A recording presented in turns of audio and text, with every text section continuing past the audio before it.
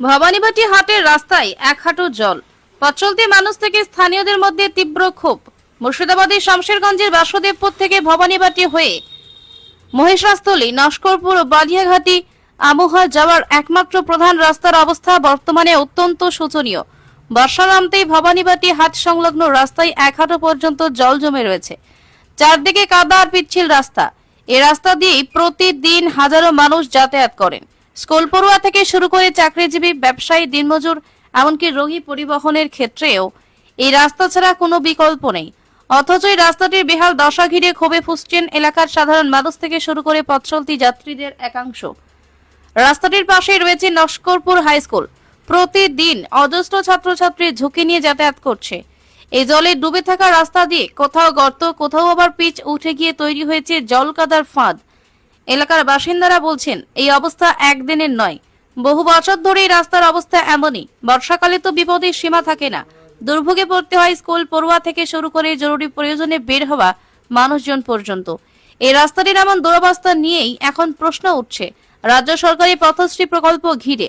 সরকারের তরফে কোটি কোটি টাকা বরাদ্দ করা হয়েছে রাজ্য জুড়ে রাস্তা উন্নয়নের জন্য। ব্যানার, ফ্লেক্স, সভা আর ঘোষণায় তার ঢালাও প্রচার হয়েছে, কিন্তু বাস্তব চিত্র তার ঠিক উল্টো। কোথাও কাজই হয়নি, আর যেখানে কাজ হয়েছে সেখানেও নিম্নমানের নির্মাণের জেরে কয়েক মাসেই রাস্তা ফের ভেঙে পড়েছে।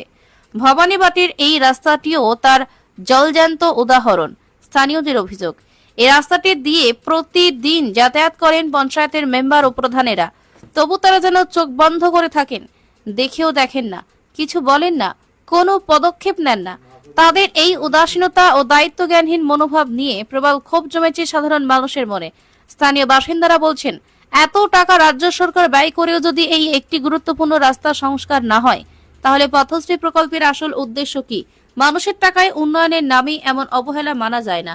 ক্ষোভে ফুঁসছে গোটা এলাকা। শ্রী লেদার্স শুভ উদ্বোধন 8ই আগস্ট শুক্রবার, ইন্দিরাপুলি, বয়েজ স্কুল রোড, রঘুনাথগঞ্জ। রাস্তাটা কতদিন থেকে খারাপ হয়ে আছে? রাস্তাটা মোটামুটি বছর খানিক থেকে খারাপ হয়ে আছে।